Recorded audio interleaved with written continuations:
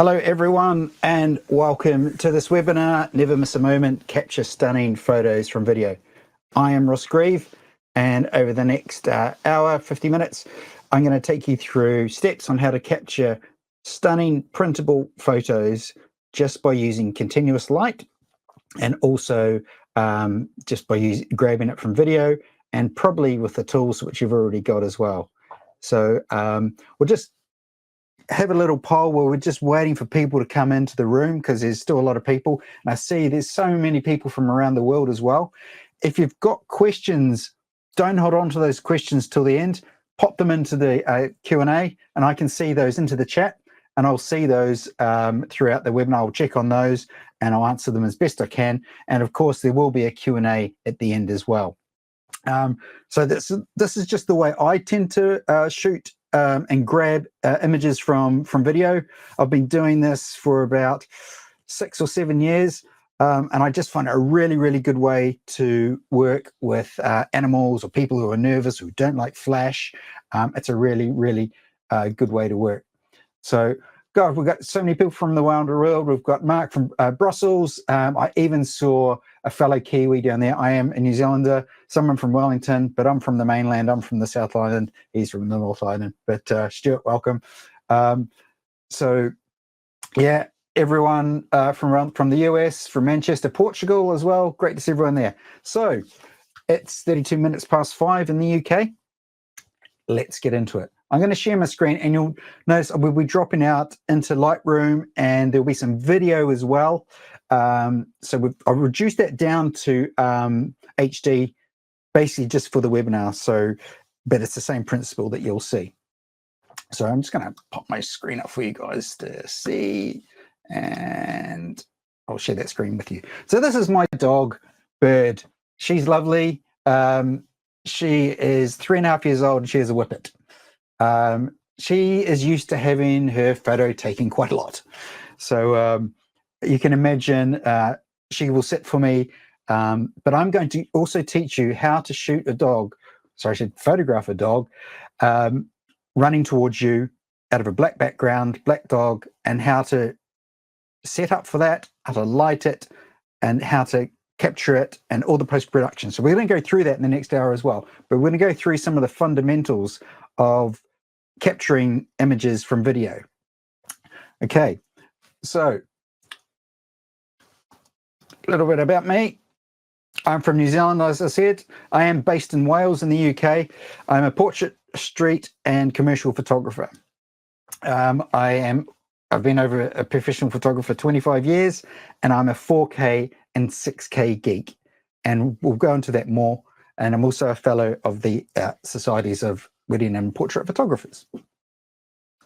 So what scares us? What scares us when we hear about something different? This is the biggest thing in our industry, and everyone sort of thinks about it the same. What scares us? Change. Something new comes along, and change really scares us. So we don't really know how to react, and sometimes that change is really exciting. For me, when I changed from film into digital, I was really scared, and I really held back on the change. But now I tend to embrace the technology more and just really go with it and really embrace it. So while I've got you there as well, guys, if you go across, and I'm going to drop a poll into it, and I want to find out sort of the genre of photographers we've got in the room. I'm going to end this manually. I'm going to ask you guys, what type of photography are you into? So have we got wedding photographers? Have we got street photographers? Have we got portrait, pets? Great to see. Have we got landscape photographers, wildlife, and of course commercial? And this is really interesting to see on how this sort of swings. So I'm seeing the votes going live and how they're swinging. There's some the landscape photographers are winning the race at the moment.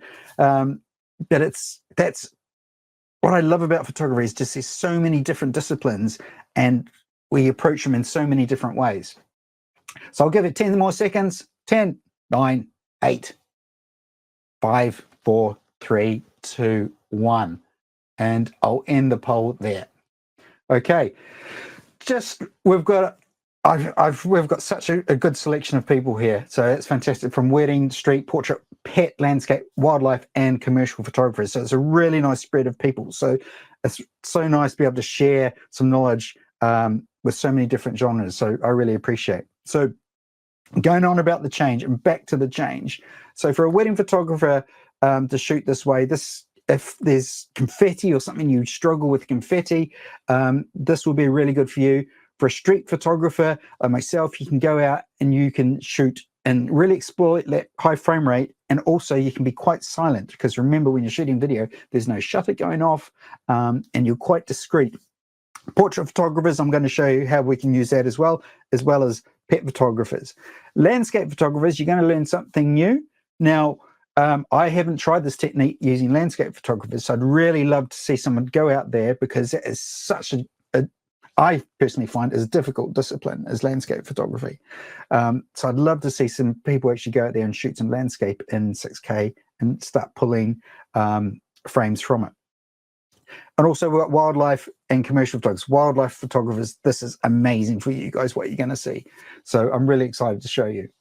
So let's go back into my screen and we're going to share that. Okay, so change sort of scares people a little bit. We know that.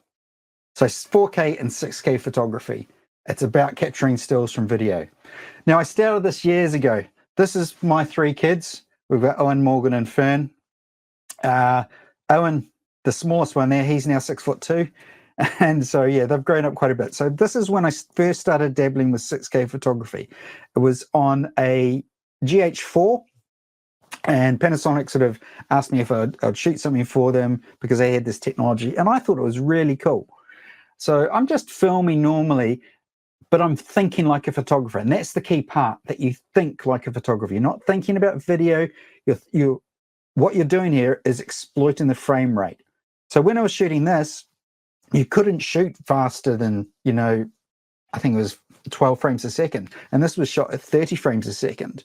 So I'm 10 seconds, I'm getting 300 stills to choose from. So you get almost that flick book sort of look to it. So you can sort of go through, you can flick the pages, and that's almost what you're getting. Now, they really like this, which so they wanted to use it in one of their campaigns. So then I got to talk about it as to you, but I've taken it so much more since this shot was done. This is Ebony. 12 weeks old, and she runs straight into my camera. I'll play that again for you, because this is a type of footage, and this is what I'm going to show you how to shoot. So pet photographers, wildlife photographers, anyone who needs to work in a controlled environment, even commercial photographers as well, when you're shooting products and you're dropping stuff into it. Let's just have a look. So Ebony is running from a dark space, and she is running into a pool of light, and then out of that pool of light towards me. I am down on the floor. I've dialed in. I'm about 1,250th of a second. I think I'm 400 ISO, and I'm using an 85mm lens. I'm actually shooting on Micro Four Thirds, so it's a 42.5 Nocticron. I'm quite narrow, but you'll see as she runs towards me again. Here we go. Oh. Now, it didn't happen first off straight away. It took a few attempts. So it wasn't all plain sailing with Ebony. It was like she ran around the studio. We had to have treats. I didn't have my camera on a tripod, and there was a reason for that, because as you saw, she hit the camera, and we're on a floor. I wanted the camera to slide. I didn't want her to impact the camera and the camera to stay there and her get hurt. So there's reasons why that happened, and she sort of hit that spun around. You saw some of the lights, and this was shot pre-COVID as well, but it's the technique still works. So I'll jump back in, share my screen for you guys again, and we'll show you the result. So here we go. Ebony is running straight to camera. Good girl. And this is the result. Now, sharp-eyed people will know her collar's gone. Yes, it has, because I got rid of that. I cloned that out. But you'll notice that pull of light, she's running straight towards me. All I've done, got rid of her collar, got rid of the dust spots, converted to black and white, and that was my edit. I think it took me 5 minutes to edit. I'm of the mindset, and I'm probably of the school of thought, that I really don't like spending hours and hours editing. I want to be taking photos and creating images. So if I can get it right in camera, and probably that's because I learned on film, I think it's much more disciplined, and you'll be much happier with your photos. I'd rather have 5 quality photos than 500 so-so photos. So now, if you look at her eyes here as well, you should be able to pick up where the lights are, and I'm going to talk you through the lights and how everything was lit as well. But I was really lucky. I kind of got vindication, because when I started shooting this way, I got a lot of stick from the photographic industry. People were saying it's cheating, it's not real photography. So I entered this into an awards, and I didn't tell them how it was shot because I just wanted to see what would happen. And it actually won UK Pet Photographer of the Year. So to me, that was acceptance from the industry. And I guess some people are saying, well, your clients are really the most important people, and that's true. But I have a lot of respect, and I learn a lot, and I still learn a lot off my peers and off clients and ideas. So I wanted this to be industry accepted, so I wasn't going to be shut down and say it was cheating, as I was originally told. It was now being accepted, and that to me was incredibly important. So Ebony, 12 weeks old Labrador, shot in 4K on a GH4. How did I light it? There were 4 lights in the shot. There's one down bottom left, and there's one down bottom right. Those are the 2 highlights that are in her eyes. So you can, and just throwing light up, so they're down on the floor level, just throwing light up into Ebony's face. Now, behind Ebony, I needed a rim light, and I need to light her as well, and help create that pool of light. So there's up on a tripod, there's a light pointing down, and exactly on the other side. So literally going 45 degrees to create that pool of light. Now, there'll be a few of you which may be going, and I'm just going to check the chat. How on earth did you focus on that? Well, I pre-focused, because all I did, I would just put a bag there, I pre-focused, I locked my focus off. I use a technique called focus peaking, which is used in video. And when your image comes into focus, it shows everything as a bright color, so you can know which parts are in focus. So I put that on the ground, locked it off. So I did autofocus, manual focus, made sure everything was in focus, removed the bag, and then we let Ebony run through. So that's how I focused, how I lit it, and it was as simple as that. So yeah, something you can really, really try. Now, I'm going to also show you some photos. How much power light did you use, Amanda? From memory, I think I had these on about 80% power. It depends on the space you're in. It depends if you're trying to overpower light. So the light source I used, these are continuous lights. There's no flash going off on this. So these are continuous lights. So like as the light as you saw me at the start behind me, I'm lit by a Light Avant, and there's actually a mirror in front of me. I'll just take this off because people are asking about the lighting. So I'll just quickly, so you can see. So behind me, this is an Avant with a grid on it. There is a mirror here as well. So rather than I've got a small space just behind the camera. So I wanted to show you the light as well. So I've put that up here. I've bounced some of the light coming off the mirror, and it's coming back onto my face. Now, I could possibly shoot Ebony with either 4 of these, or I could shoot her with the minis actually as well. But these are 100 watts, the Avant, so that would be perfect, and that would give me full control on what I could do. So this is actually in a studio. I was asked 24 hours before to shoot this for a photographer. So this is in their studio, and I had to come out with this overnight, and it just worked. It's one of those light bulb moments, shall we say. I apologize for that now, but it worked, and yeah, I'm really, really pleased with how it came out. Okay, so we've got Ebony back on the screen for you. Now, I'm going to jump into Lightroom, and I'm going to show you exactly how it was done.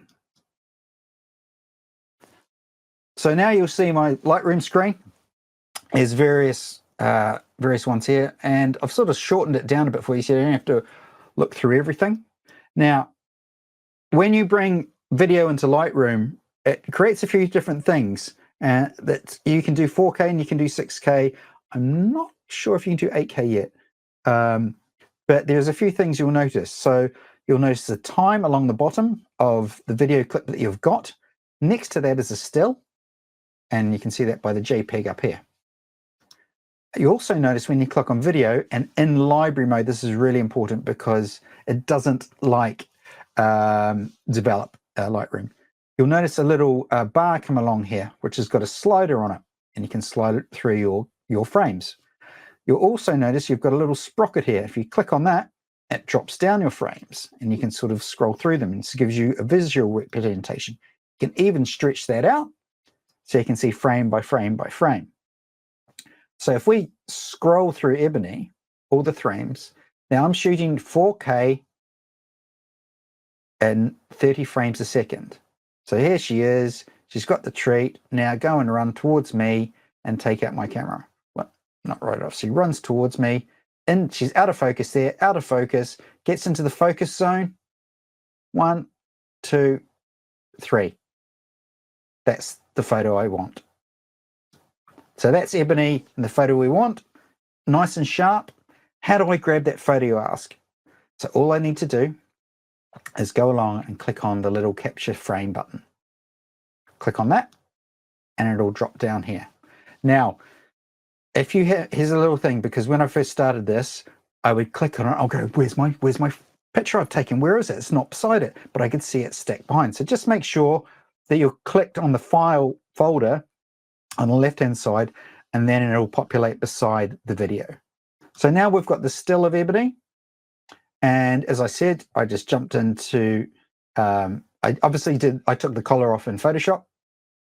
I have my own little presets that I have here already that I've made, and when I click it, you'll see what they are over here. And I'll just adjust the brightness a bit, and I think from memory, I even added a little vignette in there just to bring it around the edges, not too much. And that was all I did. So it's really, really simple. Like someone said, you've got a black kitten, that will be perfect. I've photographed kittens, cats, any technique that has something fast moving in it, you're going to love. It doesn't have to be animals. Get the imagination going there, though. So we've had the kids earlier. We showed you this photo, and because I'm in develop mode, doesn't like it. Back to library. So as you can see, someone wants to stay dry in the background, and so you can do it with family, water sports, or anything like this. And then, you know, if you ask your daughter to throw a big bucket of water over her older brother, she's not going to hold back, is she? And that's it there.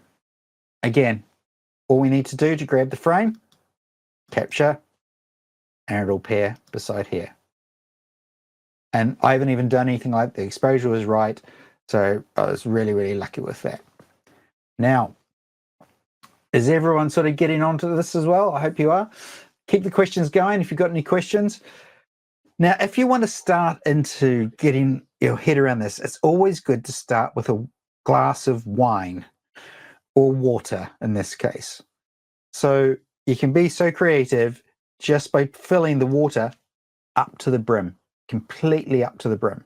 Now you'll see the lights I've got going in. There's actually only 4 lights, but the reflection is making it look like more. I've got 2 underneath, same way I lit Ebony, 2 underneath, and two on top as well, because I want to light the splash on top, but I also want to light the bubbles from underneath. So I'm just going to scroll through because the impact I can see coming up. I don't want that. I want that. I basically want that frame. Okay. Now you'll see some of the films I've done are MOV and some MP4. It doesn't matter, but Lightroom will import them both. It's what you feel comfortable shooting with, and that's the most important thing. So now I would just grab the frame again. Just want to get you into this repetitive mode. Excuse me. Then I'd go into develop because I've got a JPEG. It will only create a JPEG. if you're wondering that. But obviously you could export that JPEG as a TIFF or something like that. And someone's literally just asked me that question, Stuart. Yeah, it will only create a JPEG, mate. So I want to tweak that a bit because the limes are nice and vibrant. So I'll just boost saturation a bit, boost the vibrance, and just the exposure. Knock the blue down a bit. Just the light on the side will just cool it down a little bit. So I don't want it warm. I want it crisp and white. And there wouldn't be, I would probably go in and the glass is a bit dusty from attempting this a few times. I'd probably go in and remove the light source a little bit because it's a little bit distracting. The ones around the lime I find are okay. But this is a really good way for you just to practice. You know, if you haven't got a dog, you haven't got a cat, you can practice. Failing that, you can also practice this way. As I keep... This is my mate, Dave. Now, Dave is a very, very good book photographer, retoucher as well. And this was shot in 2016. This was actually shot at a trade show, and I was demonstrating this, and this is a show I was getting a lot of stick about. But and I printed a canvas from this as well. So he started pulling faces because he didn't realize that I was actually filming because he couldn't hear a shutter going on. He said, "There's no lights going off." And he started pulling faces. Perfect. Got you, mate. Lovely. So again, you can sort of immortalize sort of photos that people don't even know they're taking in a nice way possible. So he was completely blown away when I showed him this, that he could actually get photos and he could grab it in camera, and he thought it was the best thing ever. So it works for so many different people in different ways. So back to how we lit it. Now you understand that process. Thanks, Amanda. Just follow me on Instagram. If you want to, at the end, you'll see all my socials. If you do want to follow me on Instagram, it is Ross A. Grieve. Okay, so some really, really important things to note down. When you're shooting in 4K and 6K, and for any shoot for that matter, you really need to plan your shoot. Think about how you're going to shoot it, what you're going to shoot. Think like a photographer, don't think like a videographer. And I'll tell you why.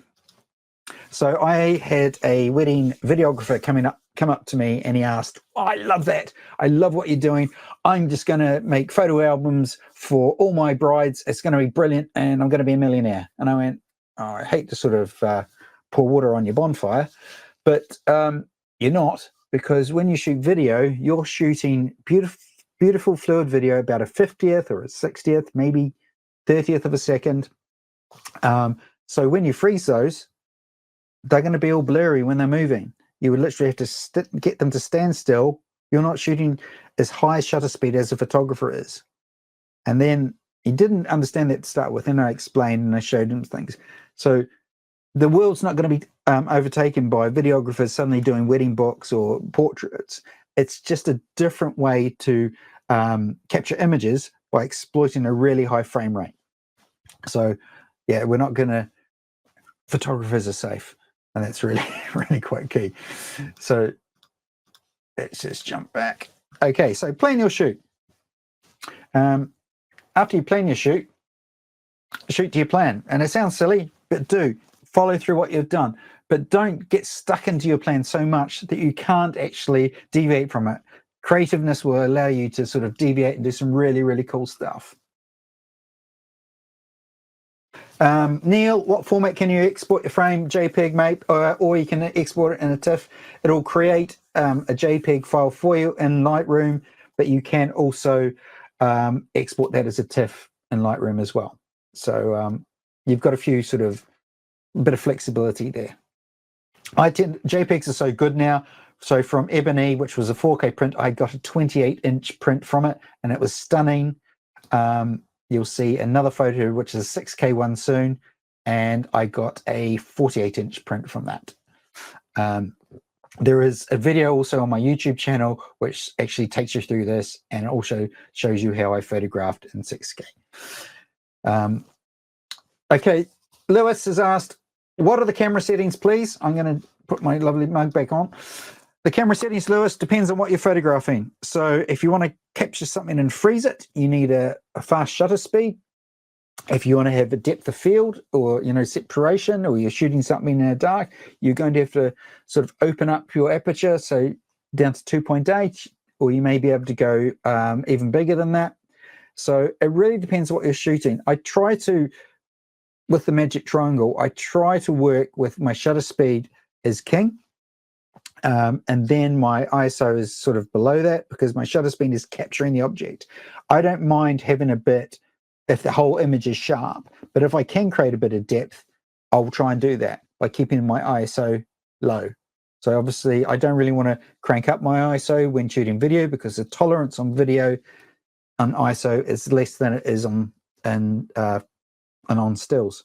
But it's so good now, and every camera that comes out now, and even the one I'm pointing to now, which is here, this is a GH5 Mark II.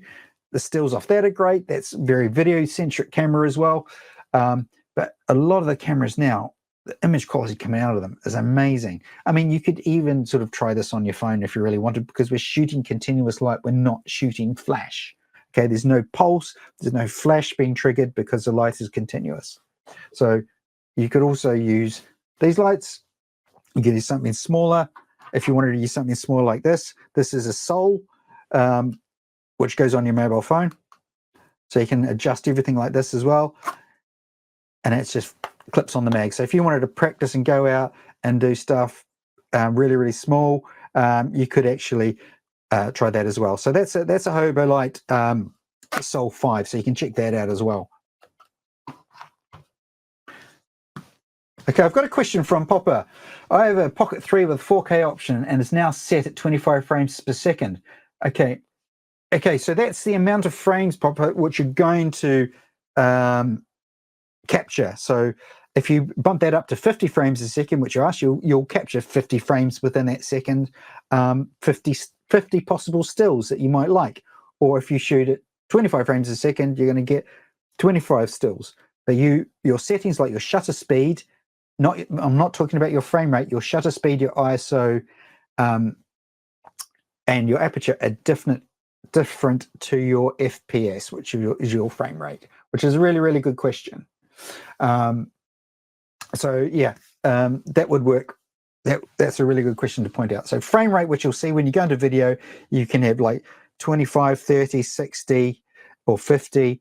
And those are sort of the ones that people sort of shoot around. A lot of people will shoot at 60 frames a second, so then they can sort of slow down, have a bit of slow-mo added in post-production. One of my friends shoots a lot of rallycross and mountain biking, and that's what he does. Then you may want to sort of go down, if you're shooting something beautiful and sort of cinematic, you want to have a slower shutter speed around 25 frames a second. But we're talking about stills. So we really, really want to get, I shoot around 30 or 60 frames a second. And then I dial in my ISO, my shutter speed, and my aperture. Hope that makes sense. So, right, back to what we were talking about. And so you don't have to look at my face again. Right? Let's just jump in to my screen again. So, plan your shoot your plan, but allow for creativity. That's really important. Throw your plan out the window and deal with the challenges. So that's where your creativity creeps in, because your creativity will challenge you, and that's such a good thing to do. So don't stick to the plan, but sort of stay within the lines, stay within the yellow lines. But if you want to go down a side street and have a look down there, go down that way as well. So just deal with what's going on. The most important thing you should do when any photography, enjoy yourself with your friends and have a happy face, because that's the most important thing. Right, this next slide I'm going to put up, you may want to take a photo of it, because it's a really good little reference for you as well. So what is 4K and what is 6K photography? 4 and 6K is 4 times and 6 times the resolution of HD. So we all used to have HD TVs, and then 4K came out and people were like, what's this? Well, it's literally 4 times the resolution of HD. So it's high resolution film video format, and we are exploiting the high frame rate. So from a 4K photo, you're going to get an 8 megapixel file in 30 or 60 frames per second. And 6K, you're going to get an 18 megapixel file, so a much bigger file. And this allows you to print bigger because there's more information. As we said, the files are JPEGs or 8 meg in there as well, JPEG and camera. And generally, is at 6K, I tend to shoot a bit slower, just 30 frames a second. And the reason for that, because there's so much more information. So it's bigger files, it's using up the card more, whereas on 4K, you're using less of the card with an 8 meg file. So I hope that makes sense. Okay, so now we had a look at good old Ebony, and she was looking great running towards us. So then I got asked to go out to Japan and pick up some cameras, where at the time weren't even released, but everyone was speculating which was a GH5. And they asked me to shoot the campaign, find a 12-week-old dog, a puppy, black Labrador, and replicate what I had done. This is Hugo, and I was scouring the place, and Hugo was actually 2 miles down the road from me. So, and from this, we actually created the world's 6K first print. So that was quite exciting. And it was a massive, it was actually 42-inch print that I printed at the time. So you can see the highlights, and it's the same principle as well. You can see the highlights down the front on Hugo, and he was a completely different character. And this is what I love about photography, because Hugo would not run straight to the camera. And I actually had it in my head, oh, he's going to do the same as Ebony, but he was different. He's a different personality, different owners, everything, but which was really good. And that was challenging. This was much more challenging because I also had a film crew there as well. So I had to get the shot right. Whereas Ebony was easy. That was done within 15 minutes. But of course, we had to reshoot stuff. And I didn't retouch his little collarbone off because I quite liked that, because it sort of had some information about him on it. And I liked that. The owners liked it. And they got a big canvas print and they absolutely adore it.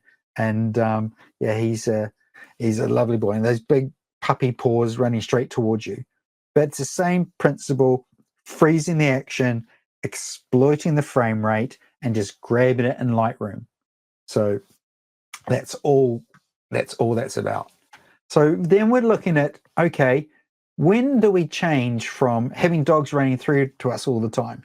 That sounds really, really simple. Then you need to make a judgment call when you've got 8 stone of Rhodesian Ridgeback in your studio, or photographing that, and then you decide, no, I'm not going to let them run towards me because that's going to hurt a lot. This is actually Hugo as well, and he's just adorable. And it's hard to think that these dogs are actually bred to kill lions.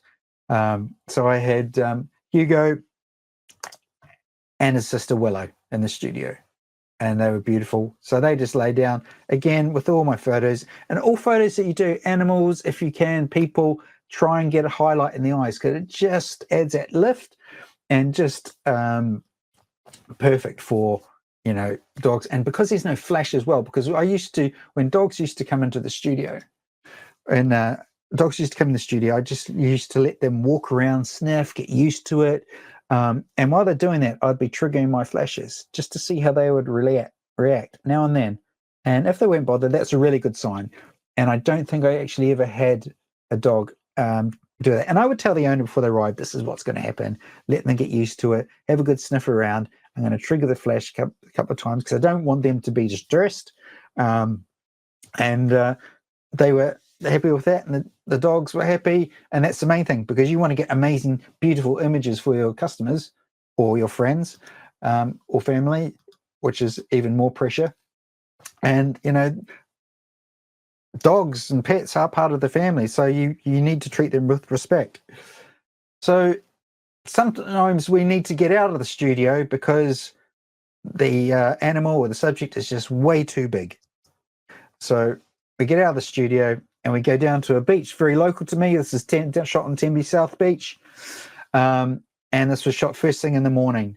And now this was one of those images that happened by chance, because I had the wrong lens on. I wanted a longer lens, And I thought, oh, and it just wasn't working the way I wanted it to do. So I changed to a shorter lens.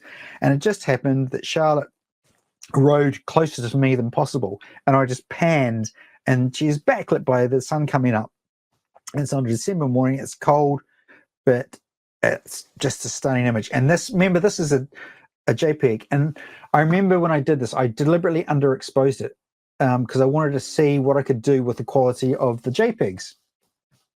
And then I was able to pull all this detail back just from a JPEG that was pulled from video. And that absolutely blew my mind that I was able to do that. So yeah, so big horses and everything like that. They horses, dogs, and of course bird when we get back in the studio. So this is the way you want to shoot birds, photograph. Yeah, my dog is called Bird. We have given our identity crisis, I know. Yes. Story behind that, quick story, it was when we saw her as a puppy, there was a newspaper in front of her and it said something about a songbird. So she was always a little bird. And rather than using her pedigree name, we stuck to Bird, and she is that. I know she looks like Sid off Ice Age at times, but she's completely lovely. Right, I'm just having a quick look at questions as well, where you can have a quick look at Bird. Gary, if you want to pull the best color sharpness, pixel depths shots out of video, would you say just use a stills camera in 30 frames a second, or use video to catch a bit more action? So I would say you kind of answered your question there. You could do both, but you're not going to miss anything by shooting video because you're going to get every frame in between the shot. Whereas if you're shooting stills, yes, you've got that burst. I would go for the video part of it. If I'm shooting, say, triathlon or sports and stuff, stills 12 frames a second, that's fine. But if I'm there to shoot something like pets or ebony running towards me, I've just found that technique is so much more accurate, and that works for me. But everyone's got their own way of getting to the end goal. We would all go out and shoot the same subject, and we would all shoot it completely different, but we would have different results. And that's the beauty of photography. You can go around different ways to get it.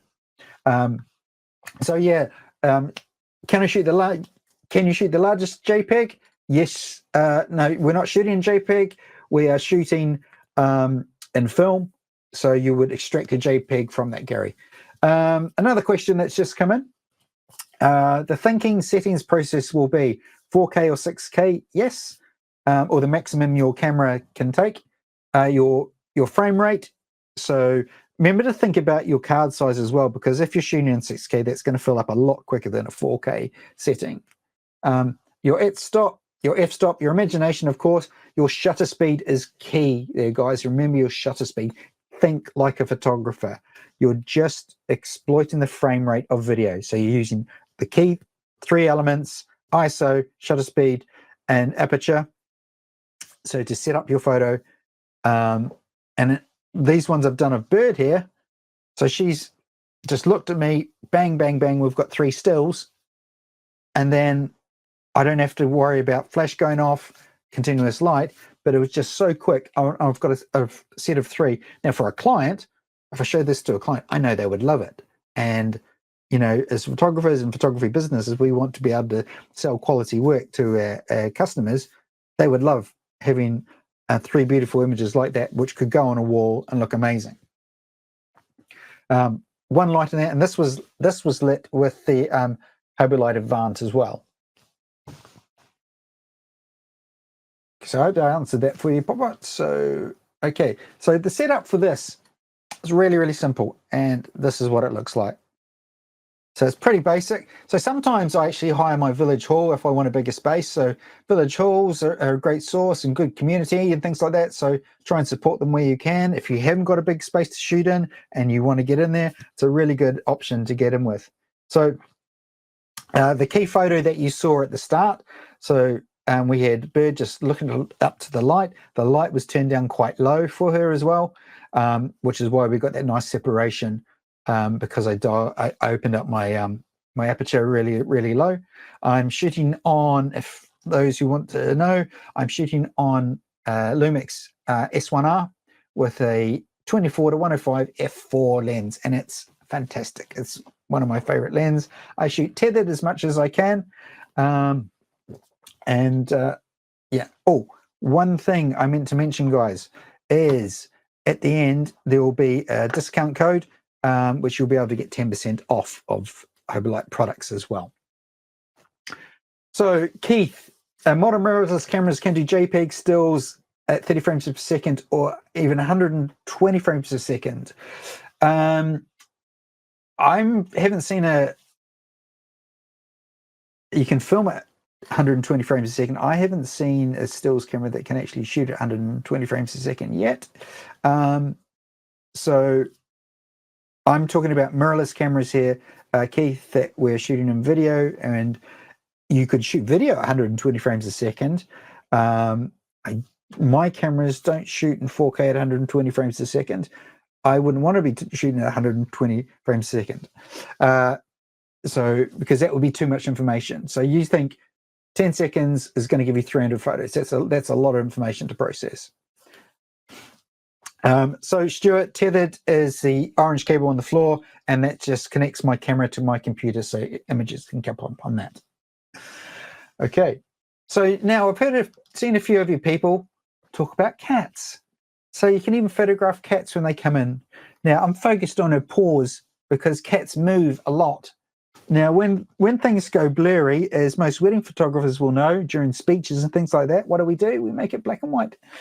And then everything looks so much better. Oh, thanks, Keith. I wasn't aware of the Nikon's doing that. That's good to know. So, right, from cats, we go into the world of birds. Not birds' name's dog, but birds. So what I'm about to show you is a native New Zealand bird called a bluebell. And they're really, really quick. And they sound amazing. So this was photographed at my parents' house. My dad always used to put out a sugar bowl, which you can just see to the right of the screen. Just see to the right of the screen. So he would put a sugar bowl out, and the birds would come around. We'd get tuies, bellbirds. Oh, the sound is amazing. So I put the camera out. I focused on the bowl because they were flying around like crazy. And I just let it run, and I just popped inside and sort of peeked through the window. And they get quite brave, and they'll come out, and they love the sugar water that they're getting to drink. So they'll come out and have a good look, and then you get some amazing imagery. So I'll just take you through this again. It's really hard to see, and it actually looks like there's nothing there that's salvageable. But when you slow it down, this is what you get. And I think it's just stunning because I don't photograph wildlife, and I was able to get something like this. And I was really, really pleased with it. So it's so simple, this idea. So I was in New Zealand, and my kids thought, that's quite cool, Dad. Don't mind that. So then they said, oh, can we borrow your camera? And off they disappeared.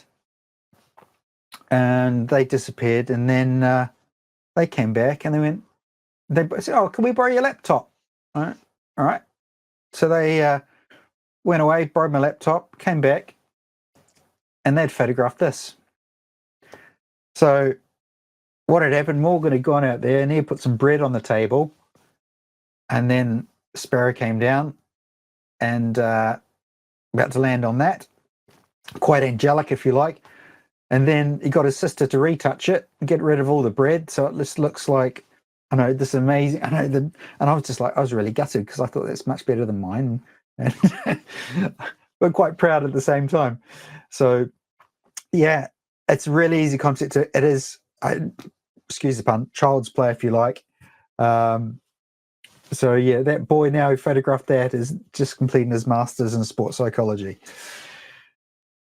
So we've seen the glass and everything go up, and now we had a look at this earlier, and you'll see the lime in there, and it's at the bottom and everything's exploding, and I've made it very sort of a blue tint to it, and I've got rid of some of the reflection, and This also prints as a really, really nice canvas.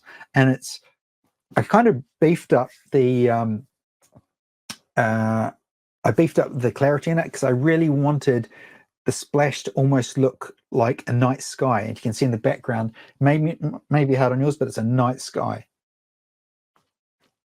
So shooting from pets, birds, limes, and of course people. You get a gymnast and shooting at 6K. This was lit as well outside, and I just plugged into the car because LEDs, they use really, really low power, and I'm sure you guys will appreciate how difficult this is for a gymnast to do on concrete, a backflip, and that's just what she did. So 6K lit, wanted that really, really gritty look, and she absolutely nailed it. So Lauren's an absolute star for doing that. So I was told 6K photography would never, ever work in a studio. And never, ever say never to me. Because when people say that, that just says challenge. You can't do it, Ross, you can't do that. And I'm like, well, yes, I can. What's stopping me? We've got the technology. I just need to think this through. When we go into a studio, there's normally a flash going and it recharges and then someone will pose.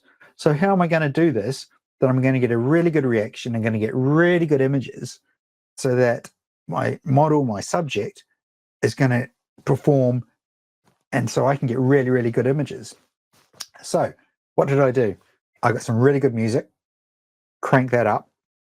And so what sort of happened is Jordan, who was modeling, she really understood the concept, and I just said, I just almost want you to dance for the next 10 seconds. And she got the concept, and she really embraced it, and this is what happened. Imagine 10 shots, 10 photos in 10 seconds out of Apostle 300. And that's what happened. So I've chosen 10 shots out of that 300. But what I do like when we shoot like this is we get the shots in between the poses. So sometimes you will get some beautiful soft hands. So bottom right, there's a bit of movement on the hair and her hands moving. I really like that, which you wouldn't get if you shot with stills. It'll be pose, freeze, click. So you're getting the beautiful fluidness that's going through the whole 10 seconds, and you're literally picking out your favorites or the best ones or the ones that work or tell that story, and that's what's coming up. So what does 1 second of 4K and 6K footage at 30 frames per second look like? And I did this a few years ago, and it was just a good reference point because it kind of gets your head around what everything looks like.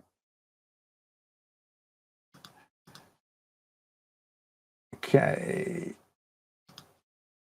so I'm just checking chats. Sorry. What does 1 second of 4K look like? This is what it looks like. So it's 30 pictures laid on top of each other, on top of each other, on top of each other. So it sort of gets you an idea on what's happening and what's going on. And that's in 1 second. So when we're shooting in continuous light, we photographed this at the photography show this year, beg your pardon. And we were just lit with an Avant. I think it had a grid on it as well, which is what I'm using tonight. And it's really, really simple setup. So if you imagine when you shoot and you have a rod coming out of someone's cheek at 45 degrees, that's what you want. See, 45 degrees up, round, down. And that'll create this beautiful light that's going to spill across the face. And then you've got the same light, but you just change the pose. You don't have to move. So you've got it on a stool, scratching up. Look up towards the light for me, please. And then you get this beautiful light. And you can see the fall off on the cheekbones, under the chins as well. It's a little bit more contrast to put into that shot as well and lightened it up a little bit. And then just stand and look straight down the camera for me. And again, we've got those highlights in the eyes. We've got the beautiful light just coming straight across. And now what you don't see, and people think, but that's only one light. It is one light, but there's another element in there. And I want you guys to put in the chat box what you think the other element is that's assisting us on this. So you've got 10 seconds to put in the chat box what you think the other lighting element is. Fire away.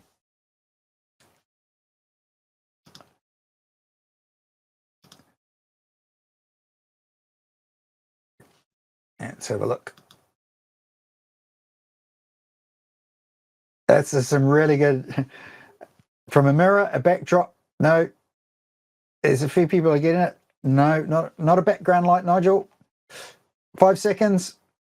Okay, the majority of you have got it right. It's kind of a reflector that's there, because obviously the light coming from the left across, and I need to bounce off a wall. Now, when we were at TPS, we had a white wall. This is how simple the setup is. We had a white wall, and then so I've set the light up so it's going to bounce a bit off the wall, so it's feathered. And what feather means is that non is not getting every bit of light blasted onto it, so it's just the back end of the light, and the rest of the light is hitting the wall, and that's coming back onto it. So it's really simple to use. Or you, because I didn't have a white reflector with me, so I used the wall that was there. So you could do this if you're out and about as well, just continuous light. Use other elements that are going to add spark and lift your photography even better. So you can see the wall better in this shot. So it's really, really simple. Let's go back for you. So this looks like it's in a big studio. It's not. We're in a trade fair. It's really simple to do. As you'll notice, I quite like a lot of negative space as well. So I deliberately leave a bit of room at the top, so I can either put text or anything like that in. So we have an Avant with the softbox up there, and the wall is a classic typo, is a reflector. Okay, so I've got another little quiz for you guys, which I want you to answer and see how you answer this about 4K photography. Right. Have you ever heard of 4K photography and 6K photography before? Tonight? Never? Haven't got a clue, or your mum told you about it? Fire away.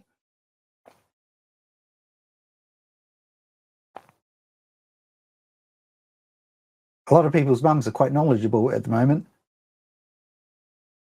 It's quite good that a lot of people haven't heard of this technique, and it's something really, really good to embrace. Let's have a look. So we'll give you 10 more seconds. 5, 4, 3, 2, 1. Okay, interesting, guys. 25% of you have never heard of 4K or 6K photography, and that's really good. It's for me, because I'm sharing that knowledge with you, and what I like about doing these things, I also learn back off you guys too, which is really, really cool. We're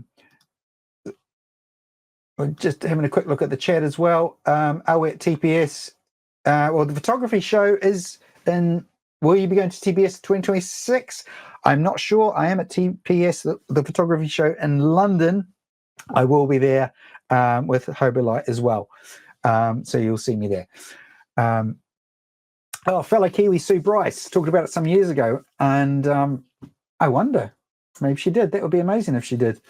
But yeah, that's the good thing about the photographic community. We're here to share and learn new things. So one more poll for you guys as well. Well, I didn't click end on the last one, so you'll see the results now. I just want to see if this is sunk in for you as well. Right, about frame rate. What frame rate would you like to be able to shoot at? I don't know, Keith is going to put 120, but I didn't put that in for you, mate, I'm afraid. So remember, think about your memory cards. If you're going to fill those up, think about the information you're going to put on there. Remember, 30 frames a second, 60 frames a second is a lot of images to have. But then if you really, really want it like wildlife or commercial, or you want that splash or that action shot, it is, you may need to push it a bit, but you'll find the right sort of, you will find the right shutter speed for you, or the frame rate for what you're working with, and then you'll find your own recipe, what's going to work. Try it tonight just by dropping a piece of fruit in the wine glass or something like that. You can backlight it, like I showed you with the Sol 5, get a little light like that. LEDs, and something like, if you wanted to get the Mini, if you want to get Hobo Light Mini as well. This is a Hobo Light Mini, which is a great little light, great little backlight as well. And you can have a look at the kit on that. That's a fantastic one to get you started with. And there's also the macro, which is even smaller again. So you've got lots and lots of options. So let's just have a look at this. We're just going to end this one now. And so that's really fantastic. So 46% of you would shoot at 30 frames a second, and then the next one is 60, which is the two most we talked about as well. So that's fantastic. Just having a quick look at questions, and we'll do a little Q&A now as well. Ross says, main simple as, thank you, Stuart, and Ben Wellingtonian over there. I'm sure you enjoyed the New Zealand bird life. What is the connection to the light modifiers for? It is a Bowen's mount, I believe. It is, yes. I won't take that off because it'll blind everyone. It does vary with the size. So the bigger ones like this has obviously got a Bowen's mount. This is just a little screw mount on here, which just pops off. They're incredibly powerful lights. I actually shoot jewelry with this one here, which I find fantastic. And it just charges by USB-C. So an incredibly bright light. That's not even at 100%. So, and I'll just flick that off, and I can change the color temperature. That's nice and warm. So it's limitless what you can do. So Lewis is asked, what is the ideal shutter speed? It depends what you're photographing, Lewis. If you're photographing something fast moving, like say a dog running towards you, or you want to, I would say 12/50th. It's practice. The best way, Lewis, is practice. Practice with your shutter speed. Find your optimum what you're shooting. Write down notes or photograph your settings and just record that, because then it sinks in a bit more what you're doing. If you're taking photos and you're moving on, I wouldn't remember if I'm shooting that. If I write stuff down, it tends to sink in a bit more, and I find that's the best way possible. So we've got a few things going on here as well. Make sure you have a look. You will get 10% off Hobo Light products as well. And so make sure you look at that, guys. And if you want to have a quick look at my socials, that is where you will be able to find me. X, as it is called now. Instagram is probably the best one to drop me a line on and have a look at imagery, or Facebook, whatever suits you. But it's been amazing tonight, guys, being able to share this with you. And I'll just drop this back up so you can grab my socials. And there we go. So it's been amazing to be able to do this with you tonight, guys. If we've got a couple more minutes, if you want to chuck a few more questions in there. Thanks, Keith. But otherwise, it's been a pleasure, and thank you so much for everyone around the world who has joined in on this webinar tonight, because it's been amazing having such an international audience to speak to. And I hope to see you guys either at the societies or at TPS in London in March. Come up and say hi, and we'll be able to show you for real what we do. Thank you very much, guys.